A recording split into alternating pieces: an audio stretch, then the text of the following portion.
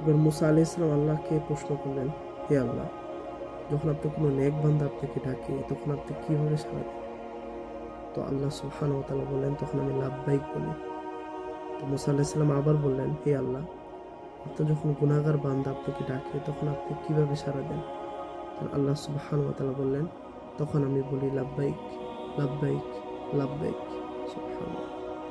তো মুসা আলাইহিস সালাম বললেন, হে আল্লাহ, আপনি নেককার বান্দা যখন আপনাকে ডাকে তখন আপনি একবার সাড়া দেন, আর যখন কোনো গুনাহগার বান্দা আপনাকে ডাকে তখন আপনি তিনবার সাড়া দেন।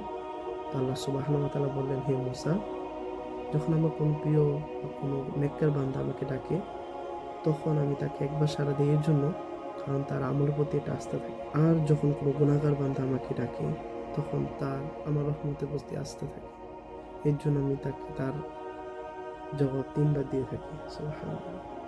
এর জন্য ভাই আমি আর আপনি কতই বা গুনাহ করছি, আল্লাহর কাছে কতই বা নাফরমানি করছি, কত কবিরা গুনাহ করছি, কত খারাপ কাজ করছি। আল্লাহ তাআলা ক্ষমাশীল, আল্লাহ তাআলা ক্ষমা করে দিবেন।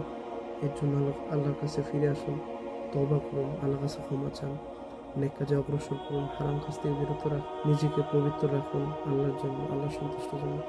আল্লাহ আপনাকে ঠকাবেন না।